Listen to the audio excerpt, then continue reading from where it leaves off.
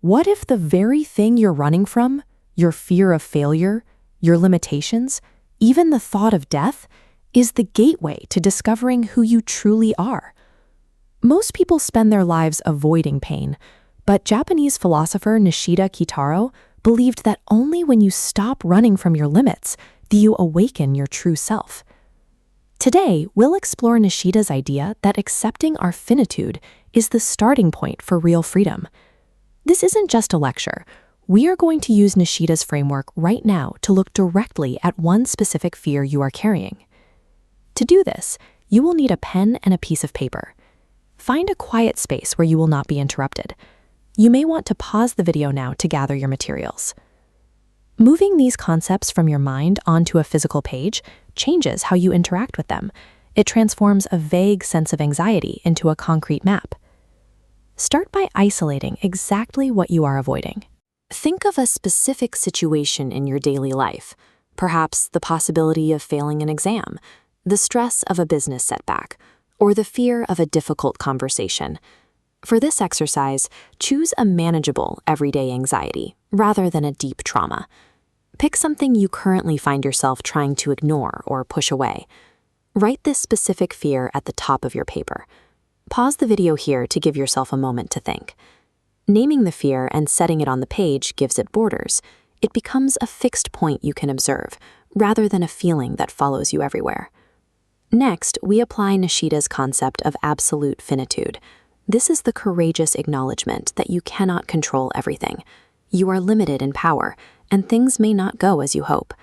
Beneath your fear, write down the undeniable facts of your limitations in this situation. You might write, "I cannot control what others think of me," or "I might not achieve the result I want." This list isn't about being pessimistic. It's about setting aside the exhausting effort required to maintain an illusion of perfect control. We often feel a crushing pressure to appear limitless. We demand total certainty from our careers and our relationships. Seeing reality clearly, accepting that we are finite, actually provides a sense of relief. Admitting these boundaries doesn't destroy your potential. It simply stops the leak of energy spent fighting things you can't change, leaving that energy available for actual progress. This leads to Nishida's central paradox. You live by dying absolutely. He is describing an ego death. This means letting go of the false self we build out of pride, fear, and the need to constantly compare ourselves to others. Look at your list of limitations.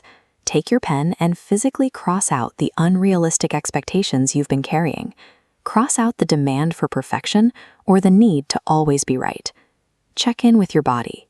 If you feel even a small decrease in tension, it's because you have stopped resisting the way things actually are. When you stop defending a perfect image of yourself, you create space. You begin to shift your focus away from the fear of judgment and back to the reality of the present moment. Now that you've set aside the need for perfect control, what genuine action remains possible? At the bottom of your page, write down one small, concrete step you can take today. This must be an action you can perform entirely within the limits you've just accepted. The step doesn't need to guarantee a specific outcome. It just needs to be an honest movement forward.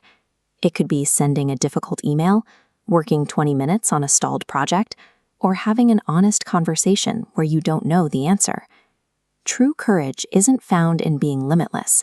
It's found in the decision to take a meaningful action while fully aware of your limitations. Look at the paper in front of you.